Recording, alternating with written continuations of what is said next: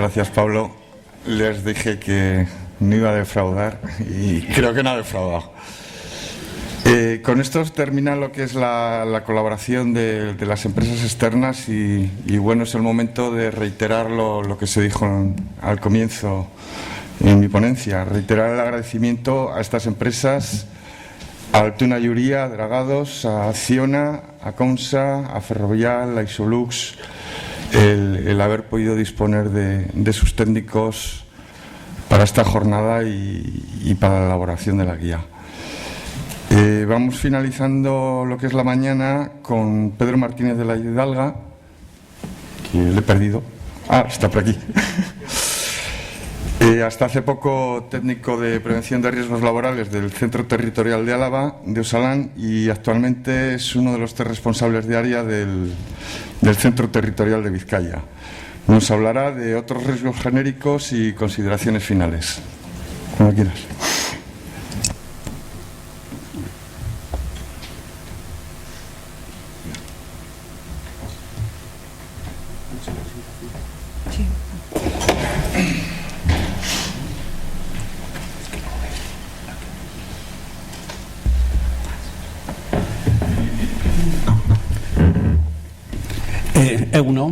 Buenos días a todos.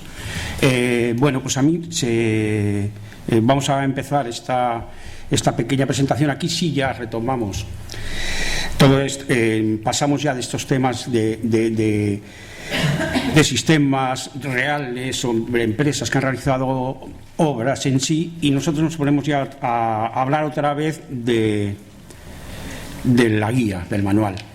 En una doble dirección. Lo que me ha tocado a mí, ahora lo vemos, pues una serie de capítulos que no son, digamos, específicos de los sistemas de los que estamos tratando, ¿no? Y todo esto, ¿no? Es más son capítulos transversales, los hemos querido llamar así. ¿Por qué? Porque influyen en en todos los sistemas de una forma u otra. Y en algunos casos son mixtos, es decir, hay especificidad, lo hemos tratado con esa especificidad en algunos de sus puntos, pero no en otros. Entonces nos ha parecido correcto también tratarlos individualmente, esos capítulos aparte. Entonces ya digo que no son todos estrictamente genéricos o transversales, y los hay que son mixtos. Empezamos con ello y lo vamos comentando. Bueno, pues, el objeto de la presentación lo vamos a pasar rápido, todas estas cosas, porque no tiene mayor. Bueno, estamos presentando ahora sí nuevamente, después de la introducción que hizo Alberto esta mañana, y estamos en esta presentación. El objeto que estaba comentando era es decir, presentar un bloque de capítulos que hemos llamado genéricos, también llamados inespecíficos. Como no existe la palabra en castellano, pues la ponemos un poco en entredicho, pero bueno, por contradicción de los específicos, que son los que aquí nos han interesado, y a lo largo de la mañana pues hemos estado hablando de ellos, ¿no? Básicamente, pues todos los diferentes sistemas de ejecución de tableros. Lo que queremos también es justificar, o sea, a la hora de decir hemos incluido estos capítulos, y los hemos incluido porque hay que incluirlos. Si se queda aquí hay una coletilla allí que parece que salir del paso. Bueno, pues creo que lo hemos pensado y los hemos incluido de una forma determinada, y la queremos justificar y verlo, ¿no? Y por último, pues realizamos unas últimas consideraciones finales, llamamos, sobre premisas de partida, que aquí ya casi se han dicho todas, y unas expectativas de proyección en la aplicación y uso de esta guía de la que estamos hablando. Bien, un poco para poner el marco de cómo se ha estructurado la guía, que Alberto esta mañana lo ha dicho, es un poco, lo voy a intentar ponerlo un poco más gráfico por bloques.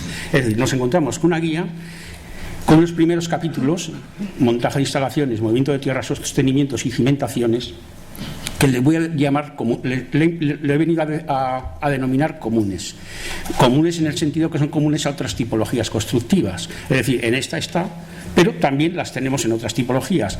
En la anterior guía que hicimos de túneles se encontraban pues estas mismas fases o capítulos de obra. Tenemos un segundo bloque, que digamos es el bloque duro, el bloque realmente de lo que hemos estado hablando y donde la guía hemos profundizado en ella, que es el bloque de pilas, estribos, tableros y todo su desarrollo. Son específicos, es decir, hemos entrado con la mayor profundidad posible y es el núcleo duro, por decirlo de alguna forma, de la guía.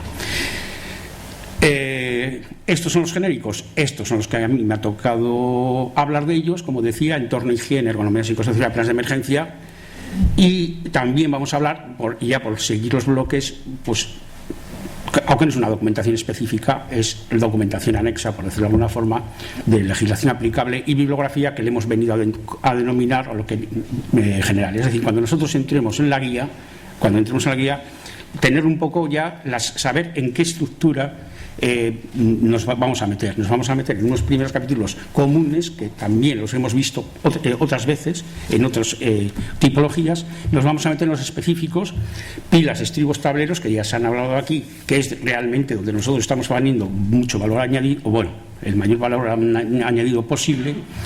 Y luego ya tenemos los genéricos, ya digo que es lo que vamos a hablar. Por último, hay un mapa de riesgos que me parece súper interesante revisarlo antes de empezar. Entonces, con los comunes, el desarrollo es como lo conocemos de antemano, no voy a incidir sobre ello. Y de ello ha estado hablando esta mañana Fernando Bastida, concretamente un momentito de claridad, lo hemos escuchado, y es lo que hemos estado diciendo.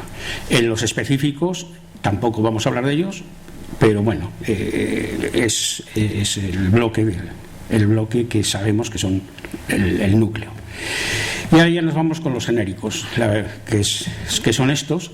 ¿Y por qué los hemos denominado así? Lo he adelantado antes, pero bueno, viene a ser que por ser inespecíficos, que no son específicos, que no se pueden estar especificados a priorísticamente. Ya digo que en algunos casos más que en otros, porque en higiene sí que se han entrado y en ergonomía también, en los diferentes capítulos, con sus riesgos. Pero bueno, lo explico en su momento. Y por transversales, que son susceptibles de afectar como otras actuaciones. ¿Qué ocurre con ello? Que esos capítulos se abordan, y cuando veamos la guía lo debemos ver así, se abordan de una forma diferente. Es decir, ya la estructura famosa que tenemos y que venimos trayendo de la sistemática estructura de los capítulos se pierde, puesto que no tiene mucho sentido. O sea, una sistemática de decir montaje, desmontaje, movimiento y no me acuerdo cuál es el siguiente. Bueno, es igual. Y la propia ejecución del tablero. Entonces, eso no tiene sentido en estos capítulos, así que se desconfiguran de alguna forma. Empezamos, bueno, por decirlo de alguna forma, visto esto y visto lo anterior, en mi pueblo a esto se le llama bailar con la más fea, o sea, entonces vamos a ver si salimos de esto. Entonces empezamos con el entorno. Empezamos con el entorno, entonces el capítulo es corto. Y bueno, pero bueno, dar unas ciertas pinceladas, ¿no? Básicamente, pues los dos aspectos fundamentales que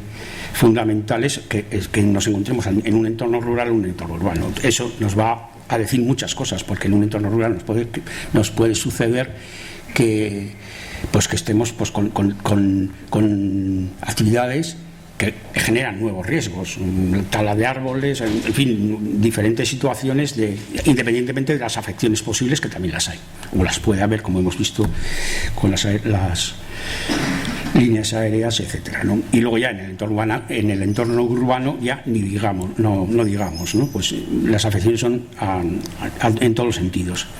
En este capítulo sí hemos querido plantear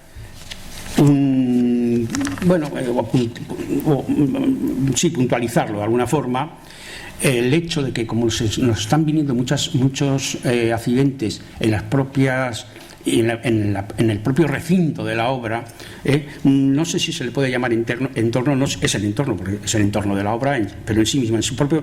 Entonces, hacemos referencia un poco a la necesidad de crear un plan de editar un plan de circulación interno de las obras con todas esas serie de consideraciones, razones, porque nos estamos encontrando con verdaderos problemas dentro de las obras por no planificar, como se ha estado diciendo aquí constantemente, pues el tema, ¿no? Nos plantamos ya en la higiene, en este capítulo. Claro, este capítulo no podemos decir que es que no lo hayamos abordado. Este capítulo tiene unas características muy determinadas, ¿no? De intermitencia, corta duración, el carácter dinámico de la obra que te va generando y desgenerando los riesgos, etcétera, ¿no? Entonces, esa es la característica, esa es su característica. ¿Eso qué dificulta? Pues en todo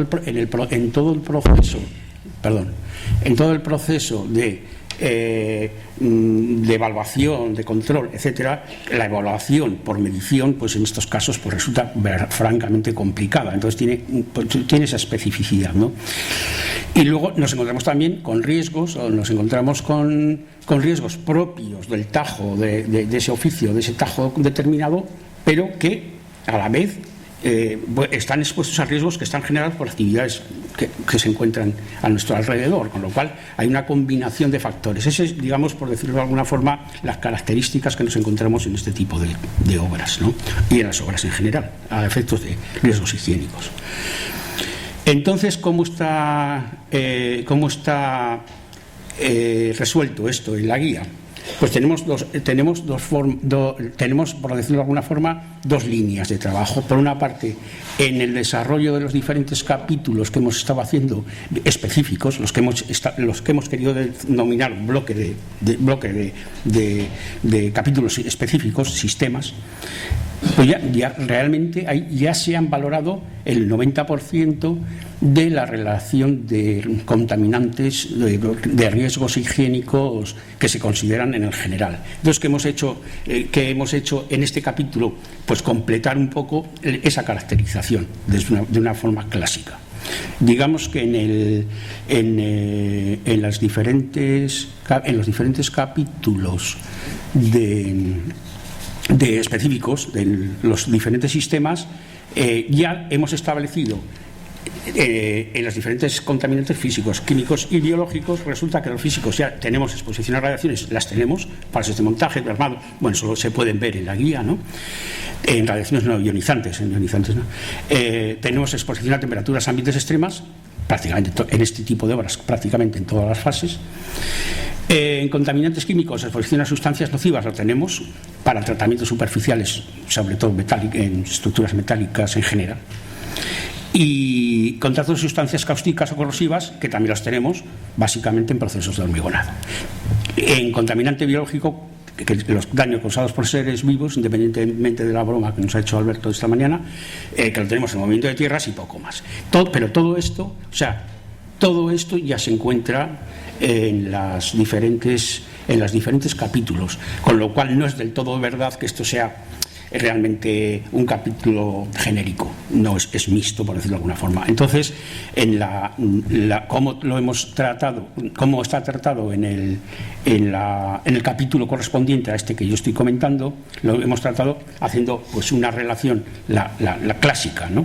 En la que si nos damos cuenta, vemos todos los temas de contaminantes y riesgos físicos, químicos y biológicos, y resulta que realmente los únicos que se nos han quedado fuera por razones de inespecificidad, por decirlo de alguna forma, o que así lo hemos considerado, han sido ruido, iluminación y vibraciones. El resto está todo, con lo cual, digamos que vamos a leer, si vemos la guía, vamos a verlo en este sentido.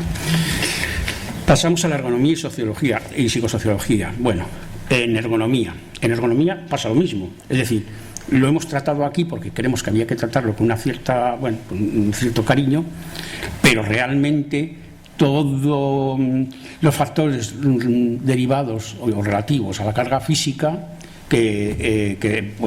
todos, postura forzada, manipulación de cargas, movimientos repetitivos, posturas mantenidas, etcétera, nos encontramos que ese riesgo está establecido en los diferentes capítulos específicos, igual que hemos comentado en higiene, en un riesgo general que denominamos sobreesfuerzos, posturas inadecuadas o movimientos repetitivos, tal como se he querido indicar ahí.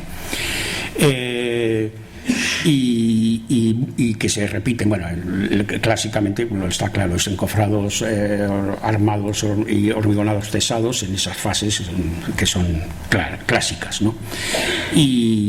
Y entonces decimos eso, la ergonomía, bueno, pues está tratada perfectamente en los riesgos específicos. Lo que pasa que en este capítulo, ¿qué pasa en este capítulo? Pues en este capítulo hemos hecho igual que en higiene, hemos dado un repaso general y muy poco más. Aquí, bueno, a partir de aquí he querido, dentro de la ergonomía, ha habido, bueno, aquí se ha dejado, bueno, eso por dejarlo en el PDF para que se vea pues los tipos de lesiones clásicas en el tema.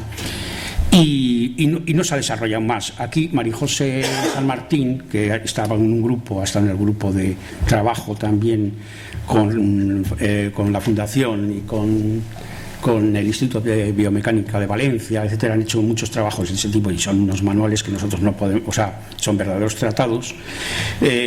Pues hemos aprovechado un poco esto para dar una pincelada. Bueno, me he permitido dar una pincelada a este respecto, ¿no? Y entonces, ¿cómo? Con pequeñas, no incido en ello, con pequeñas, ¿cómo? Esto quiere decir que con pequeñas cosas, ¿cómo conseguimos grandes resultados? Con mínimas cuestiones, asas, mangos para palas, bueno, clásico de herramientas, mangos extensores, es decir, pequeños elementos ergonómicos que nos resuelven muchas cosas y que no se utilizan. Es que no se utilizan, o se utilizan poco o no se utilizan. Me voy a referir a uno, este no está en la relación de los manuales, pero que en todos los foros lo decimos porque nosotros lo queremos decir, que es ya más que un equipo ergonómico, más que un elemento o equipo ergonómico para pequeñas alturas. En la normativa francesa, yo creo que aquí nosotros con el famoso 2177 que modificaba el 1215, yo creo que nos hemos quedado cortos en el sentido sobre todo del vacío que queda en estos trabajos ergonómicos, trabajos en baja altura. Es decir, los franceses lo tienen muy bien planificado, lo tienen perfectamente normalizado y lo tienen normalizado en un grupo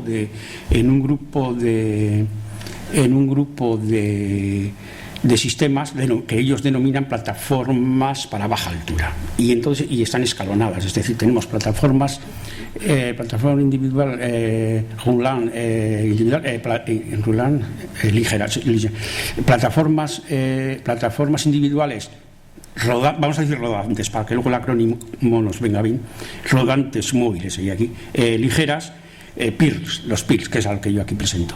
Es decir, olvidémonos, señores, a estas alturas de la liga en hacer esquemas como se pone una borriqueta, o sea, una escalera, o sea, no. Existen productos aquí certificados bajo norma francesa, está claro, la NF, no sé si la pongo por ahí, y tenemos que trabajar con ellas y exigirlo. Ya digo que no sé, existen en el mercado, están certificadas contra norma francesa, aunque no sea de aquí, y hay que intentar entrar en esto y olvidarnos de las escaleras, de las escaleritas, las plataformas y los tingladillos, eso como hemos visto antes y bueno, eso lo decimos, no sé si viene mucho a cuento de aquí, pero bueno, sí, el de la ergonomía. Pasamos a la psicosociología. Bueno, ¿qué hablamos de la psicosociología? Bueno, en las obras los riesgos psicosociales están no presentes, súper presentes, ¿no? Ahora bien, tales riesgos, ¿qué ocurre? Que nosotros no lo podemos plantear en una fase, yo que sé, en el hormigonado. Oye, ¿usted qué riesgo psicosocial tiene en el hormigonado? Bueno, eso es absurdo, ¿no? Entonces, tales riesgos, leo un poco de aquí para no salirme por las ramas, que desde un previo planteamiento empresarial general en función de múltiples aspectos que son los de carácter organizativo, básicamente, que hay tipos de contratación, inmigrantes, bueno, en fin, y afectables por circunstancias de la obra, la turnicidad, en fin. Y considerar riesgos psicosociales específicos en función, como he dicho antes, cada una de las fases, pues no tiene sentido. No siendo así tampoco exclusivos de ningún oficio, sí lo son comunes de alguna forma a todos los trabajadores de este tipo de horas, mano de obra cambiante, horarios, bueno, se repite un poco esto. Ese, digamos, es el flash de entrada de cómo entramos a este planteamiento. Entonces, en este apartado, en este capítulo en el que hemos realizado y que se habla de la psicosociología, ¿qué hacemos? Pues se hace lo mismo, se dice que hay que hacer una evaluación. ¿En qué momento se hace la evaluación o el estudio, el análisis? Que eso no puede ir al saco roto, que es obligado a hacerlo también en estos casos, y relaciona una relación clásica de los factores motivadores clásicos considerados en psicosociología, los característicos del puesto de trabajo, la organización y las características personales con sus diferentes posibilidades. Para cerrar este capítulo, ergonomía y psicosociología, combinación de factores, le he llamado apuntar una cuestión, que el Observatorio Europeo de Riesgos, que pertenece a la Agencia Europea de Seguridad y Salud del Trabajo, en un reciente estudio hace pocos años, identifica como muy destacado como riesgo emergente, y que tendremos que considerar, y que en las obras desde luego está, que es que los factores de riesgo psicosocial incrementan la incidencia de los humanos y la probabilidad de que se materialice el accidente. O sea, nos incrementan cosas, o sea, es una combinación de factores, con lo cual habrá que tenerlo en cuenta. Y esos mismos pueden originar efectos negativos para la salud mental del trabajador. Incrementa la magnitud de los ciertos riesgos, es decir, no solamente incrementa la posibilidad de riesgo, sino la magnitud del riesgo, asociados a tareas de elevada peligrosidad, generalmente complejidad y carga física, como es el caso de lo que estamos siempre hablando en este tipo de obras.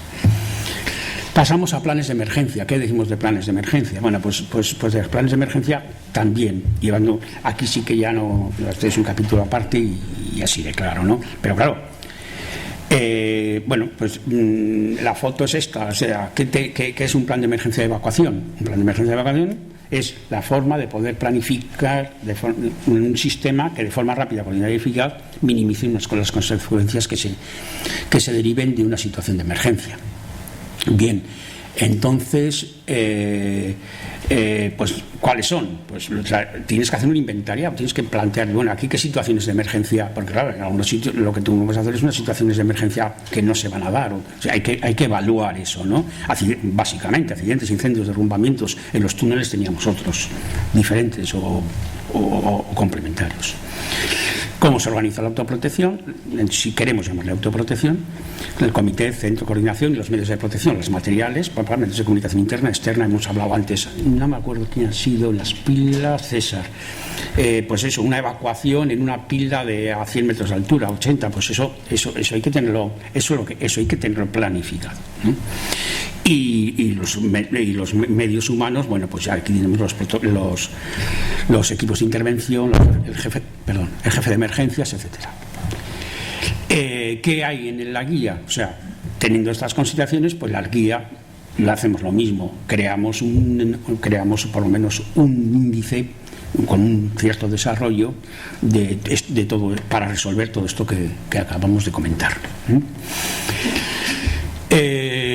Me parece que se dice aquí así. Y por último, en la guía todavía cuando se ha editado se hace una referencia que, si es llegado el caso de su ámbito de actuación, que no suele ser el caso, pero que es una referencia a la ley, la 285 de Protección Civil. Entonces y también se hace referencia lógicamente al decreto de desarrollo de 277 del Gobierno vasco. Bien, pero lo que quería comentar es que en la guía aparece esa referencia y ya hay una ley, la 17/2015, que ya está publicada y que a los 6 meses entra en vigor el mes de enero de 2016. Quiero dejarlo apuntado porque en la guía no está, ha sido un poco posterior. Ahora nos pasa, bueno, dicho esto, ese bloque que hemos venido a denominar genérico o inespecífico ha terminado, ahí termina. Entonces, como bloque general, legislación aplicable y bibliografía, queremos justificar qué estructura hemos dado a eso y por qué. Esa sería un poco la idea. Normativa aplicable, hace un desarrollo y la bibliografía, ¿cuáles son las fuentes? Lo voy a decir por partes.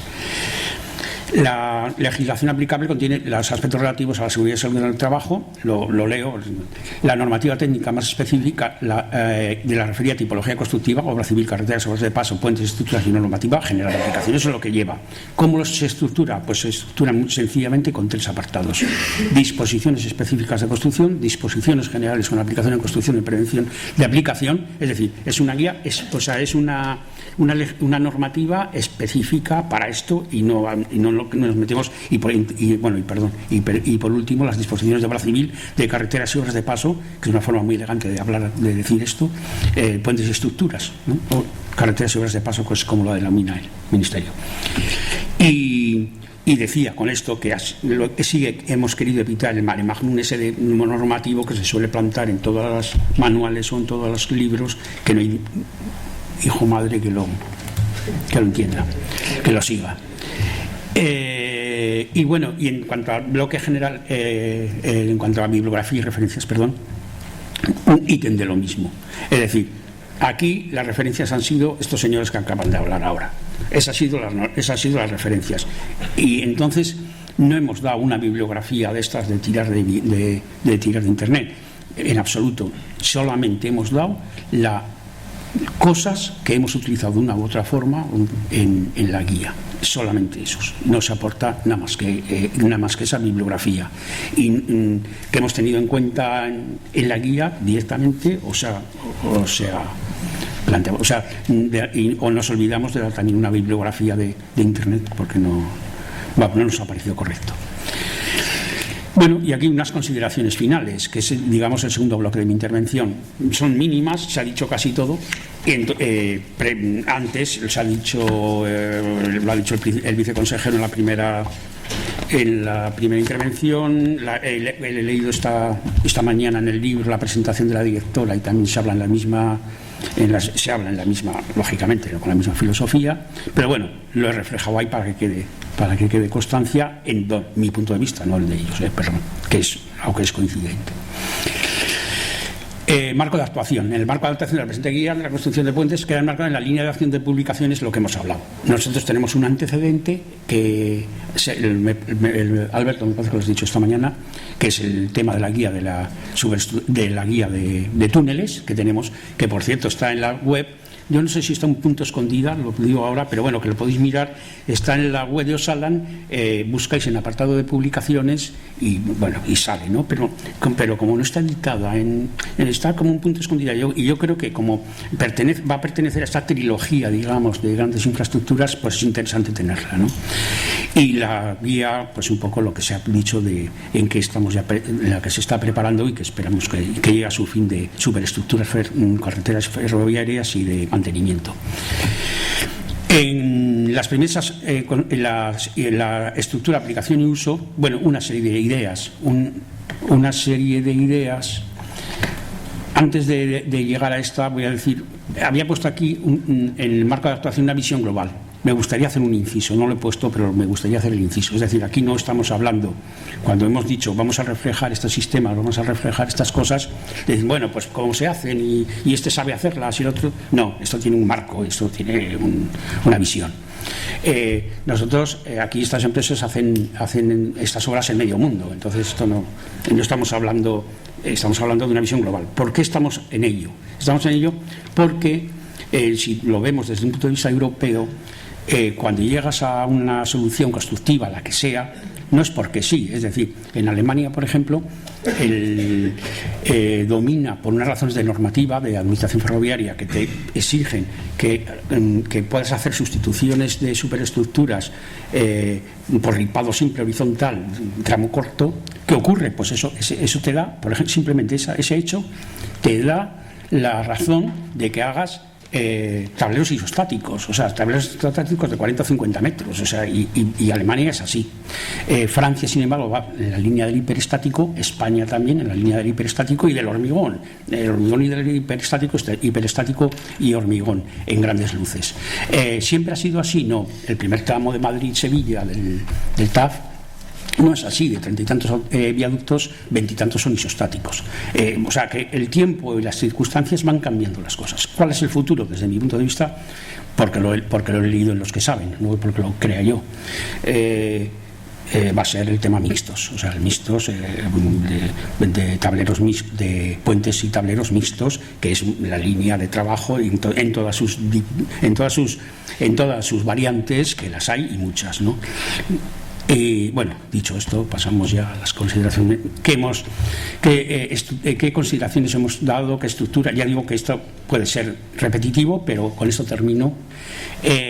Hemos pensado en una concreción de los objetivos, casi un poco en la línea de lo que he venido diciendo hasta ahora, elección de los sistemas constructivos empleados de forma mayoritaria, evitando dispersiones y generalizaciones y siempre enfocadas desde un punto de vista de la prevención. Análisis experimentado. Estos señores han experimentado y lo siguen experimentando. Análisis partiendo de situaciones reales, aprovechando la experiencia de las empresas constructoras, evitando academicismos. Esto no es un tratado, esto es una guía de verdad. Claridad en su desarrollo, estructura por sistemas y fases de obra claros y completos que facilitan su comprensión y aplicación. Esto ya para la propia aplicación. Tú coges, dices, no, yo voy a intervenir, voy a hacer en un tablero, o sea, voy a hacer un viaducto. A mí me gusta llamar puentes hasta los 3 vanos y viaductos al resto, pero bueno, aquí se ha dicho el otro y se queda el otro. Pero voy a hacer un viaducto con sistema de autocimbras. Joder, pues yo me voy al sistema de autocimbras, cojo el capítulo de autocimbras y empiezo con el capítulo, con su definición, con su montaje, con su movimiento de avance, con su ejecución de tablero, con su desarrollo de encofrados interiores, de armados de hormigonados y de tesados y cierro y está todo allí. Es decir, es sencillo, parece un poco tocho si lo ves así sin ese espíritu, pero realmente es sencillísimo. Bien, eso quería decir. Y luego universalidad de uso, lógicamente dirigido a todos los agentes intervinientes, como hemos dicho aquí. Y vivo y flexible, es decir, eso que ahora llaman los cursos de resiliencia, que permita la aplicación de la mayor cantidad de situaciones concretas, con las aportaciones propias de cada caso o mediante combinaciones y sistemas mixtos. Esto, en este tema, querría decir, por ejemplo, decimos, ¿y dónde están los pilonos que nos ha dicho el amigo Pablo? Y tal, pues no están, pero bueno, nosotros tenemos los pilas de hormigón, tenemos las pilas de metálicas. Hagamos el pilono. O sea, esa es la flexibilidad con las que nos podemos mover. Muchas gracias.